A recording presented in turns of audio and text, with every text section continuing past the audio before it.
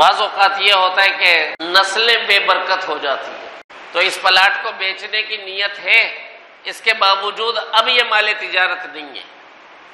اس لیے مال تجارت نہیں ہے کیونکہ پہلی شرط یہ تھی خریدتے وقت بیچنے کی نیت ہو، خریدتے وقت بیچنے کی نیت نہیں تھی۔ اسی طرح سے دوسری شرط یہ ہے کہ وہ نیت اب تک باقی ہو۔ مثلا ایک پلاٹ لیا اسی لیے تھا کہ اس کو بیچوں گا،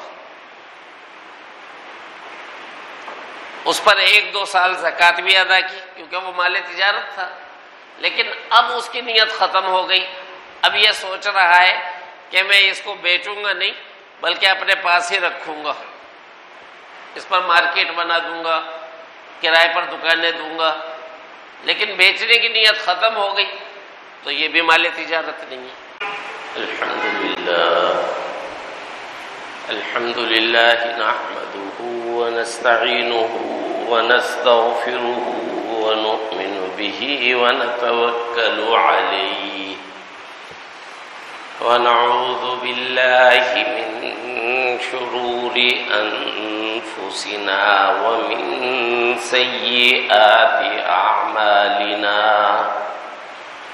من يهده الله فلا مضل له ومن يضلله فلا هادي له ونشهد أن لا إله إلا الله وحده لا شريك له ونشهد أن سيدنا ومولانا محمدا عبده ورسوله صلى الله تعالى عليه وعلى آله وأصحابه وبارك وسلم تسليما كثيرا.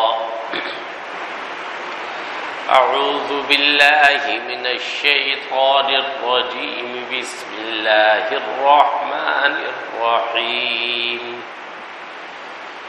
والذين يكنزون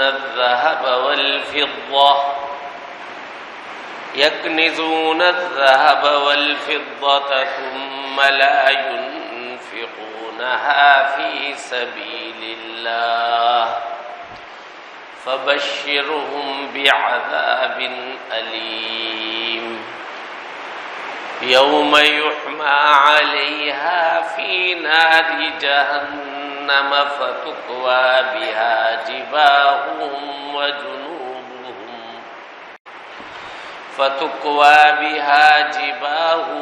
وجنوبهم وظهورهم هذا ما كنزتم لأنفسكم فذوقوا ما كنتم تكنزون. بزرگان محترم، برادران عزیز، اللہ سبحانہ و تعالی نے زکوٰۃ ادا کرنے کا حکم دیا ہے، اور زکوٰۃ کی ادائیگی کو ہمارے مال میں برکت کا اور تطہیر کا، پاکیزہ کرنے کا ذریعہ بنایا ہے۔ زکوٰۃ ادا کرتے ہیں تو مال پاک ہو جاتا ہے اور اس کے اندر برکت ہو جاتی ہے۔ پھر اللہ سبحانہ و تعالی نے اپنے دیگر تمام احکام کی طرح زکوٰۃ کا حکم بھی نہایت آسان بنایا کہ اگر آدمی کا مضبوط ارادہ ہو جائے کہ میں نے اللہ سبحانہ و تعالی کے احکام پر عمل کرنا ہے، تو یہ حکم کوئی خاص مشکل نہیں ہے، ارادہ ہونا چاہیے۔ جب ارادہ کر لے گا تو پھر وہ دیکھے گا کہ اللہ سبحانہ و تعالی کے اس حکم کے اندر کوئی مشکل بھی نہیں ہے۔ بہت تاکید کے ساتھ حکم بھی دیا اور اس میں فوائد بھی رکھے اور اس کو آسان بھی بنایا، پھر بھی جو ادا نہیں کرتے تو اللہ سبحانہ و تعالی نے اور اللہ کے پیغمبر نے ایسے لوگوں کے لیے سخت وعید بیان فرمائی ہے۔ جو آیت میں نے خطبے میں پڑھی، اس آیت میں اللہ سبحانہ و تعالی نے ارشاد فرمایا والذین یکنزون الذہب والفضہ، وہ لوگ جو سونے اور چاندی کو خزانے کے طور پر جمع کرتے ہیں، سونے اور چاندی کا خزانہ بناتے ہیں، ثم لا ينفقونها فی سبیل اللہ، مگر اس میں سے اللہ کے راستے میں خرچ نہیں کرتے، فبشرہم بعذاب علیم، تو ایسے لوگوں کو خوشخبری سنا دیجئے دردناک عذاب کی۔ دردناک عذاب کی خوشخبری تو نہیں ہوتی۔ مفسرین کہتے ہیں کہ سخت جلال میں یہ الفاظ نہایت کڑوے اور دھمکی کے الفاظ ہیں۔ جیسے کوئی باجبروت بادشاہ کہے کہ تو نے بہت نافرمانی کر لی، اب میں تجھے تیری نافرمانی کا مزہ چکھاؤں گا، تو جس سزا کو وہ چکھائے گا کیا وہ سزا مزیدار ہوگی؟ مزیدار نہیں ہوگی، نہایت تکلیف دہ، نہایت کڑوی اور نہایت خوفناک ہوگی۔ لیکن اس نے یہ جو کہا ہے کہ مزہ چکھاؤں گا، تو یہ جلال میں تمسخرانہ انداز ہے۔ تو اللہ سبحانہ و تعالی نے آسانیاں بھی دے دی، فوائد بھی رکھ دیے، اور نہایت تاکید کے ساتھ حکم بھی دے دیا۔ پھر فرمایا کہ اب بھی اگر راہ خدا میں خرچ نہیں کرتے، فبشرہم بعذاب علیم، تو انہیں خوشخبری دے دیجئے دردناک عذاب کی، دردناک عذاب کی خوشخبری دے دیجئے۔ یوم یحمى علیہا فی نار جہنم، دردناک عذاب کیا ہے کہ جب ان کے سونے اور چاندی کو تپایا جائے گا جہنم کی آگ میں، سونے اور چاندی کو تپایا جائے گا جہنم کی آگ میں۔ دنیا کی آگ میں تپایا جاتا تو دنیا کی آگ میں بھی وہ کیسے سخت تپ جاتے، لیکن اللہ سبحانہ و تعالی نے یہاں دنیا کی آگ کا ذکر نہیں فرمایا، بلکہ فرمایا کہ جہنم کی آگ میں تپایا جائے گا۔ سورہ ہمزہ میں اللہ تعالی نے تعارف کرایا ہے جہنم کی آگ کا، فرمایا نار اللہ الموقدہ، اللہ کی بھڑکائی ہوئی آگ، اللہ کی جلائی ہوئی آگ، تقویٰ بہا فی نار جہنم، سونے اور چاندی کو تپایا جائے گا جہنم کی آگ میں۔ فَتُقْوَى بِهَا جِبَاهُهُمْ وَجُنُوبُهُمْ وَظُهُورُهُمْ، اور پھر اس تپے ہوئے سونے اور چاندی سے داغا جائے گا ان کی پیشانیوں کو اور ان کے پہلوؤں کو اور ان کی پشتوں کو۔ پیشانیوں کو کیوں داغا جائے گا؟ اس لیے کہ زکوٰۃ کا حکم سن کر اس کنجوس کی پیشانی پر بل پڑتے تھے، تنگ ہوتا تھا اور اس کی پیشانی پر بل پڑنے لگ جاتے تھے کہ مجھے مال خرچ کرنے کا حکم کیوں دیا جا رہا ہے، تو پیشانی کو داغا جائے گا۔ وَجُنُوبُهُمْ، اور ان کے پہلوؤں کو داغا جائے گا کہ اللہ سبحانہ و تعالی کا حکم سننے کے بعد پہلو تہی کا انداز اختیار کرتے تھے، پہلو موڑتے تھے، تو اب پہلوؤں کو داغا جائے گا۔ وَظُهُورُهُمْ، اور ان کی پشتوں کو داغا جائے گا، اس لیے کہ پھر پشت دکھا کر چلا جاتا تھا، حکم سنتا تھا، پہلو تہی کرتا تھا اور پھر پشت دکھا کر چلا جاتا تھا۔ جب کوئی حاجت مند اس کے پاس آتا، اس کا پڑوسی آتا، اس کا رشتہ دار آتا، جس کا حق اللہ تعالی نے اس کے مال میں رکھا تھا، اور وہ آ کر اپنا حق مانگتا تو پیشانی پر بل پڑتے تھے، پیشانی کو داغا جائے گا۔ پہلو تہی کرتا تھا، پہلو کو داغا جائے گا۔ پشت دکھا کر چلا جایا کرتا تھا، اس کی پشت کو داغا جائے گا۔ ھذا ما کنزتم لانفسکم، یہ وہ خزانہ ہے جو تم نے اپنے لیے جمع کیا تھا۔ فذوقوا ما کنتم تکنزون، تو جو خزانہ تم جمع کرتے تھے اب اس خزانے کا مزہ چکھو۔ ایک حدیث میں آتا ہے جناب رسول اللہ صلی اللہ علیہ وآلہ وسلم نے ارشاد فرمایا کہ جس شخص کو اللہ سبحانہ و تعالی نے مال دیا اور اس کے اوپر زکوٰۃ فرض ہو گئی لیکن اس نے زکوٰۃ ادا نہیں کی، تو قیامت کے دن اس کا مال ایک گنجے اژدہے کی شکل میں آئے گا، شجاعاً اقرع۔ شجاع کہتے ہیں بہت زبردست اژدہے کو، اور اقرع اس کا معنی ہوتا ہے گنجا۔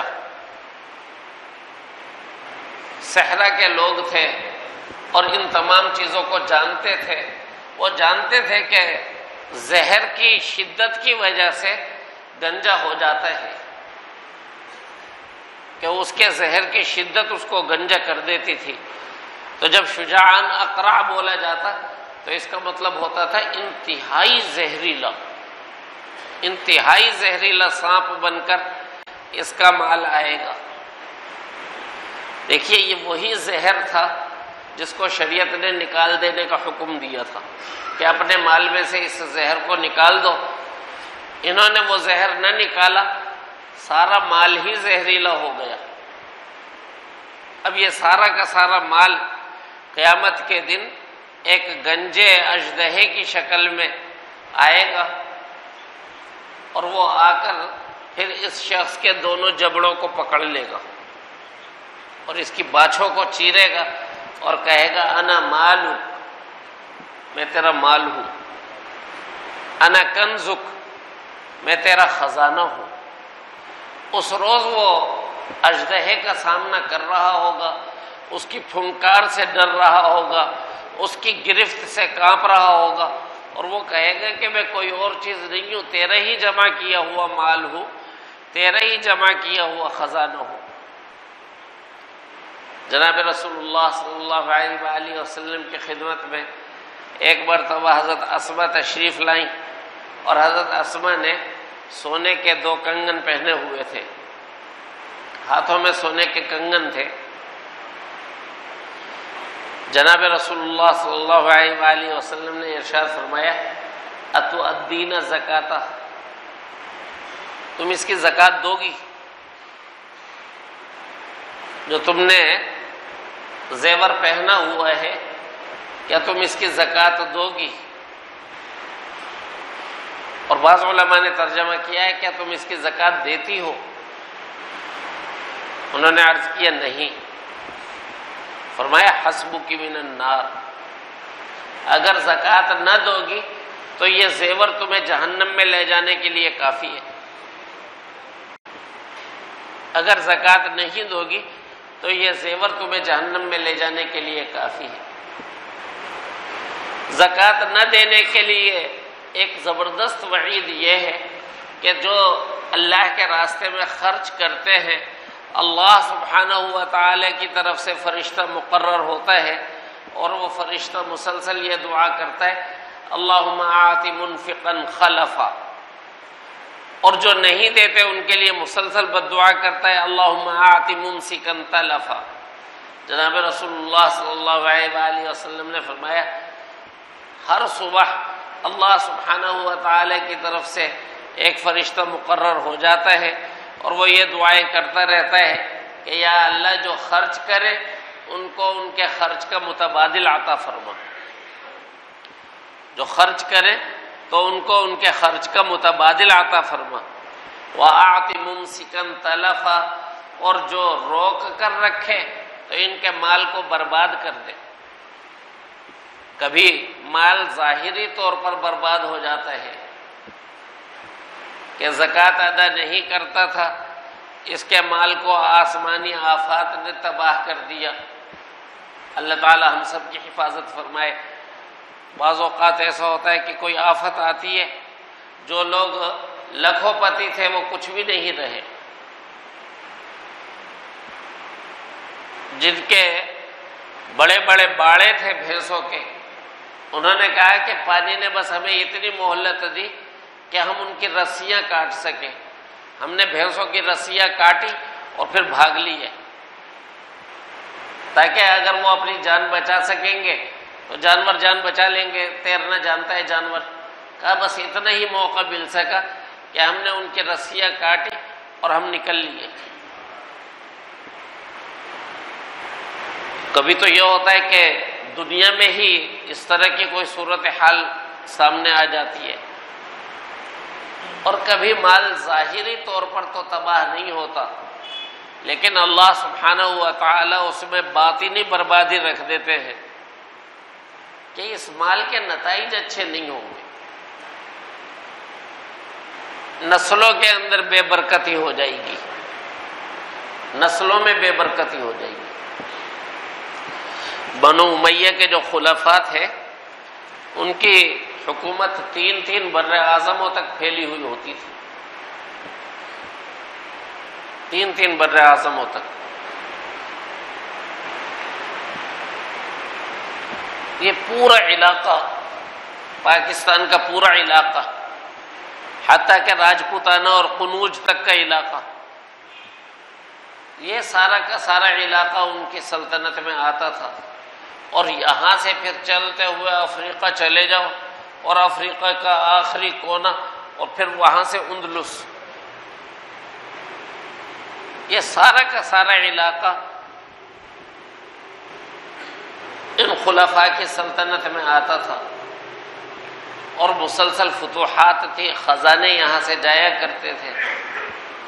حضرت عمر بن عبد العزیز کا انتقال ہوا تو حضرت عمر بن عبد العزیز نے اپنے 12 بیٹوں کے لیے 12 درہم چھوڑے، 12 بیٹوں کے لیے 12 درہم، ہر بیٹے کے حصے میں 1 درہم آیا۔ اور ولید اور سلیمان اور ہشام، انہوں نے اپنے بیٹوں کے لیے خزانے چھوڑے تھے۔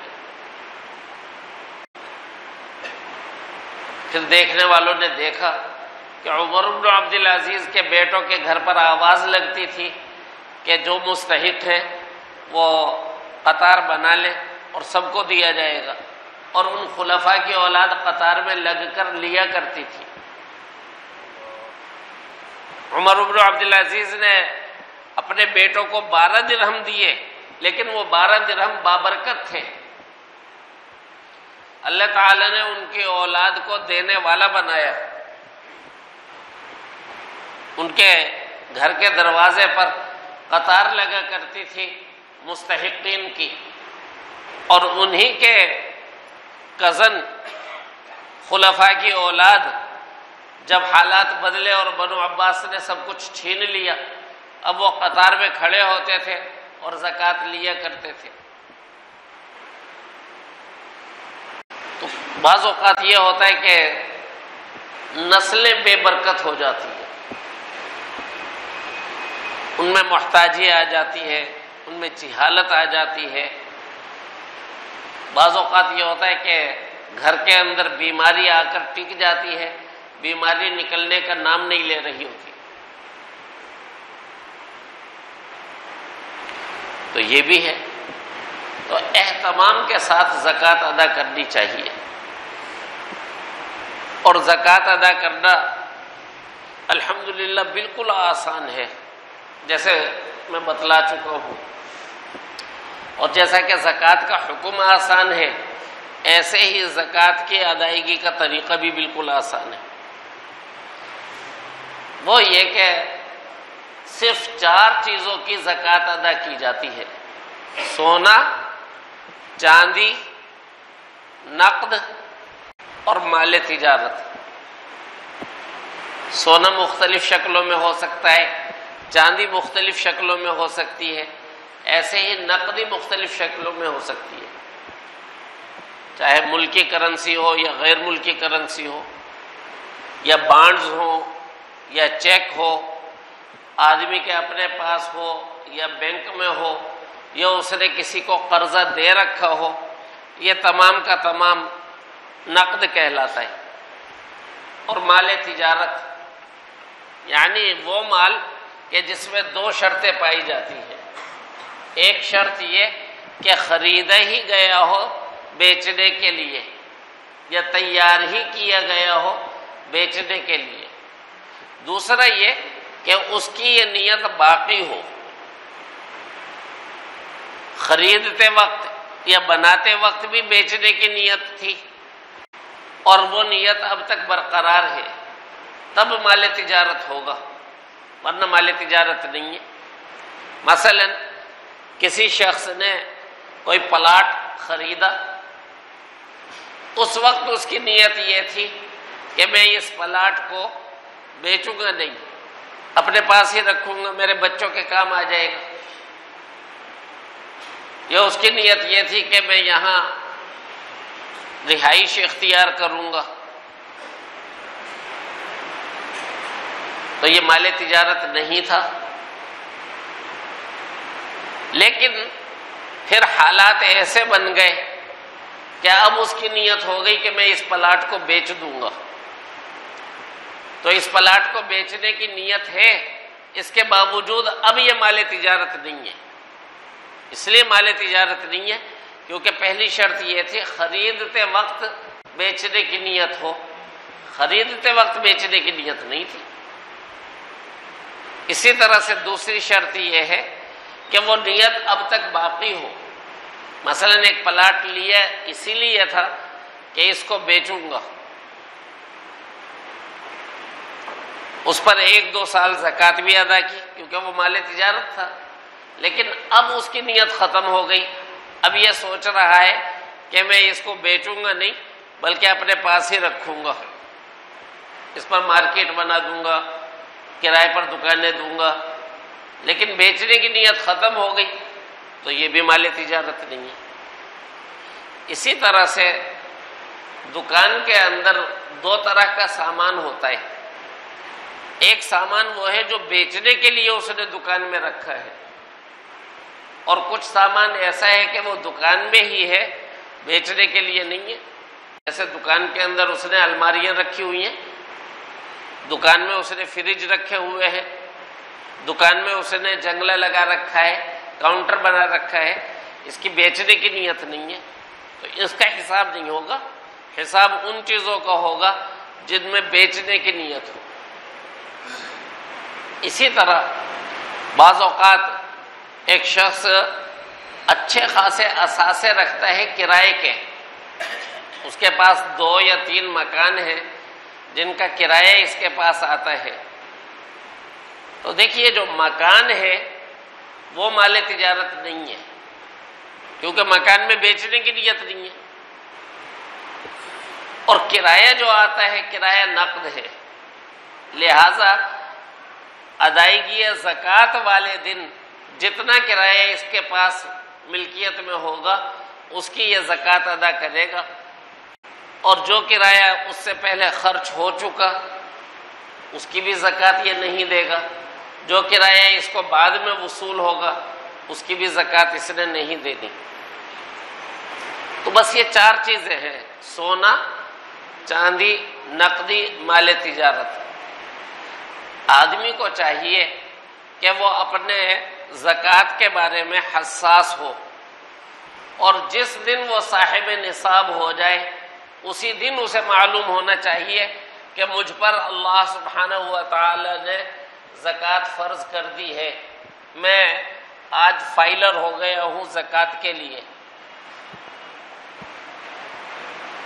مثال کے طور پر ایک نوجوان کی شادی ہوئی،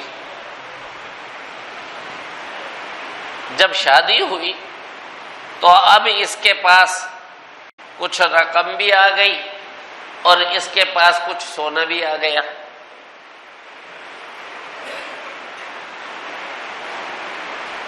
تو جو رقم اس کے پاس آئی اور جو سونا اس کے پاس آیا اس کی مجموعی مالیت ہو گئی 52.5 تولے چاندی کے برابر۔ تو جو اس کی زکوٰۃ کی چاند والی تاریخ ہے، جس کو ہم کہتے ہیں قمری تاریخ، اس قمری تاریخ کو ہم کہیں گے یہ اس کی تاریخ نصاب ہے، تاریخ زکوٰۃ ہے، اس کے پاس محفوظ ہونا چاہیے کہ یہ فوراً لکھ لے کہ آج میں صاحب نصاب ہو گیا۔ کسی نوجوان کی ملازمت لگی، اس کو پہلی تنخواہ ملی، اس نے وہ تنخواہ اپنے پاس رکھ لی، محفوظ تھی تنخواہ، دوسری تنخواہ بھی مل گئی، اور 2 تنخواہیں مل کر اب مجموعی مالیت 52.5 تولہ چاندی کے برابر ہو گئی، تو یہ صاحب نصاب ہو گیا۔ 52.5 تولے چاندی تقریباً آج کل 1,15,000 کے لگ بھگ بنتا ہے، اندازاً بتلا رہا ہوں میں۔ تو اگر 2 تنخواہیں جمع ہو گئی اور مجموعی رقم اتنی بن گئی تو یہ صاحب نصاب ہو گیا۔ اس کو چاہیے کہ یہ اپنے پاس ڈائری میں یا کسی گھر کے اندر محفوظ جگہ پر پرچی چپکا دے کہ یہ تاریخ میری زکوٰۃ کی تاریخ ہے۔ جیسے ہم مختلف کوڈز اپنے پاس محفوظ رکھتے ہیں تو ڈائری میں لکھ لیتے کہ فلاں ایپلیکیشن کا میرے پاس کوڈ یہ ہے، تو اسی طرح سے وہ اپنے پاس محفوظ کر لے کہ یہ میری زکوٰۃ کی ادائیگی کی تاریخ ہے، لیکن اس نے ابھی ادا نہیں کرنا، حالانکہ یہ صاحب نصاب ہو گیا، لیکن اس سال یہ زکوٰۃ ادا نہیں کرے گا، بلکہ شریعت یہ کہتی ہے کہ بس تاریخ محفوظ کر لو، اور 1 سال جب گزر جائے گا دوبارہ وہی تاریخ آئے گی، مثلا 5 محرم کو یہ صاحب نصاب ہوا تھا، اب جب دوبارہ 5 محرم آئے گا تو اس نے دوبارہ اپنے آپ کو چیک کرنا ہے کہ کیا میں صاحب نصاب ہوں، دوبارہ چیک کر لیں۔ جیسے میں نے پچھلے جمعے عرض کیا تھا ڈبل چیک، تو اس نے دوبارہ اپنے آپ کو چیک کیا کہ پچھلے سال تو میں 5 محرم الحرام کو صاحب نصاب تھا، کیا میں اس 5 محرم کو بھی صاحب نصاب ہوں؟ پتہ چلا کہ الحمدللہ یہ اس محرم کو بھی صاحب نصاب ہے، تو اب شریعت کہتی ہے کہ آج 5 محرم کو سونا، چاندی، نقدی، مال تجارت جتنا بھی ہے اس سب کا 2.5% زکوٰۃ ادا کرنی ہے۔ حساب ایک تاریخ پر لگانا ضروری ہے۔ اگر کسی شخص کو شروع میں غفلت رہی اور خیال نہیں رہا، اس کو معلوم ہی نہیں ہے کہ میں پتہ نہیں کس تاریخ کو صاحب نصاب ہوا تھا، تو جب تنبیہ ہو توبہ کرے، اور پھر اس توبہ کے بعد ایک تاریخ اپنے لیے مقرر کر لے۔ جیسے اکثر لوگ رمضان مقرر کر لیتے ہیں، لیکن رمضان تو مہینے کا نام ہے، انہیں چاہیے کہ رمضان کی تاریخ مقرر کریں۔ جیسے بعض لوگ پہلی تاریخ مقرر کر لیتے، بعض لوگ 15 تاریخ مقرر کر لیتے، تو تاریخ مقرر کرنی چاہیے اور اس تاریخ کو حساب لگائیں گے۔ چند کوتاہیاں میں مختصراً بتلا کر پھر اپنی گفتگو ختم کرتا ہوں۔ ایک یہ کہ بعض لوگ یہ کرتے کہ پوری فیملی کا حساب لگاتے اور پوری فیملی کی زکوٰۃ ادا کر دیتے، یہ طریقہ درست نہیں ہے، بلکہ ہر فرد کی ملکیت کا حساب علیحدہ لگایا جائے گا۔ گھر کا سربراہ ہی سب کا حساب نہیں لگائے گا، مجموعی حساب نہیں لگائے گا، بلکہ ہر فرد کی ملکیت کا علیحدہ حساب ہوگا۔ شوہر اپنی زیر ملکیت چیزوں کا الگ حساب لگائے گا، بیوی کی زیر ملکیت چیزوں کا حساب علیحدہ لگایا جائے گا۔ بہو کی زیر ملکیت چیزوں کا حساب الگ لگے گا، بیٹے کی زیر ملکیت چیزوں کا حساب الگ لگے گا، بیٹی جس کی شادی نہیں ہوئی لیکن وہ جاب کرتی ہے اور اس کے پاس کچھ سونا چاندی اور رقم موجود ہے، وہ اپنا حساب الگ کرے گی، یہ ضروری ہے۔ دوسرا یہ کہ ایک شخص کی طرف سے دوسرا شخص زکوٰۃ ادا کر سکتا ہے، لیکن جس کی طرف سے زکوٰۃ ادا کی جا رہی ہے اس کا نیت کرنا ضروری ہے۔ بعض اوقات ایسا بھی ہوا کہ شادی کو 60 سال گزر گئے، 60 سال سے شوہر ادا کر رہا ہے، اور بیگم سے پوچھا گیا کہ آپ کی زکوٰۃ کس طرح ادا ہوتی ہے؟ کہا مجھے تو کچھ پتہ نہیں، ان کے ابا ادا کرتے۔ جب نیت ہی نہیں کی تو خاتون کی زکوٰۃ ادا نہیں ہوگی۔ اور یہ بھی سمجھ لینا چاہیے کہ شوہروں کے ذمے نہیں ہے کہ وہ بیویوں کی زکوٰۃ ادا کریں۔ شریعت بیوی کو حکم دے رہی ہے کہ تم اپنی زکوٰۃ ادا کرو، شوہر اگر ادا کر رہا ہے تو یہ اس کا احسان ہے، ورنہ شریعت نے شوہر پر لازم نہیں کیا تھا کہ وہ بیوی کی زکوٰۃ ادا کرے۔ تو اب یہ احسان تو شوہر کر ہی رہا ہے، لیکن زکوٰۃ ادا تب ہوگی جب بیوی بھی نیت کرے کہ میری زکوٰۃ ادا کی جا رہی ہے۔ بیٹے کی طرف سے والد یا والد کی طرف سے بیٹا زکوٰۃ ادا کر سکتا ہے، لیکن یہ ضروری ہے جس کی طرف سے زکوٰۃ ادا کی جا رہی ہے وہ نیت بھی کرے۔ تیسری گڑبڑ یہ ہوتی ہے کہ زکوٰۃ کی ادائیگی کی کوئی تاریخ مقرر ہی نہیں کرتے، مہینوں کے حساب سے زکوٰۃ دے رہے ہیں، یہ بھی درست نہیں ہے، تاریخ مقرر کرنی چاہیے۔ اسی طرح سے بعض لوگ گڑبڑ یہ کرتے ہیں کہ وہ تاریخ یا مہینہ مقرر کر لیتے ہیں شمسی اعتبار سے۔ آپ زکوٰۃ کب ادا کرتے ہیں؟ کہا ہم تو زکوٰۃ ادا کرتے ہیں مئی میں، کلوزنگ مئی میں کرتے ہیں تو زکوٰۃ بھی مئی میں ادا کرتے ہیں۔ یہ درست نہیں ہے، اور اس صورت میں ہر سال 10 دن کا فرق پڑتا جائے گا، اور ان 10 دنوں میں کچھ مال آئے گا کچھ مال جائے گا، ان کی بھی زکوٰۃ ادا ہونی چاہیے تھی، زکوٰۃ ادا نہیں ہوگی۔ تو چاند کی تاریخ مقرر کرنا ضروری ہے۔ اسی طرح سے یہ سمجھ لینا چاہیے کہ استعمالی زیورات پر زکوٰۃ عائد ہوتی ہے۔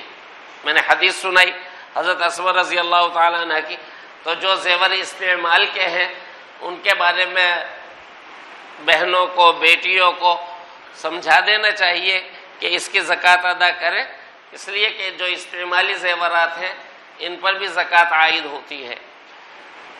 ایک مسئلہ جو بہت سارے لوگوں کو بسا اوقات معلوم نہیں ہوتا وہ بھی عرض کر دیتا ہوں کہ جو زکوٰۃ کی تاریخ ہے اس تاریخ پر حساب لگانا ضروری ہے، لیکن اگر ایک ہی وقت میں ادائیگی زکوٰۃ کی نہ کر سکے تو وہ اس کو تقسیم کر سکتا ہے 12 مہینوں پر، یا وہ اس کو تقسیم کر سکتا ہے 51 یا 50 ہفتوں پر، تو یہ صورت بھی جائز ہے کہ اس طرح سے وہ تقسیم کر لے اور پھر ہر ہفتے یا ہر مہینے تھوڑا تھوڑا کر کے زکوٰۃ ادا کر دیا کرے۔ اللہ سبحانہ و تعالی ہم سب کو سمجھ عطا فرمائے اور عمل کی توفیق عطا فرمائے۔ وآخر دعوانا الحمد للہ رب العالمین۔